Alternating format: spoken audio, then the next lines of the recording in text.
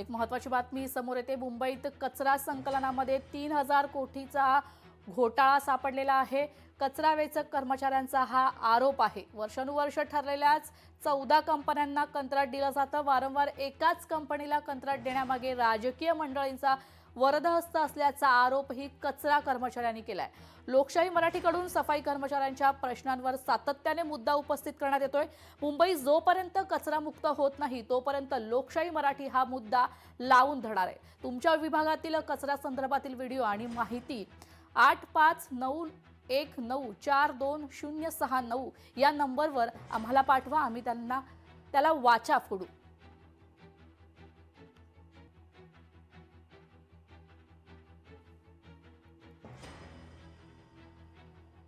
लोकशाही मराठी तुमच्या या समस्यावर वाचा फोडणार आहे।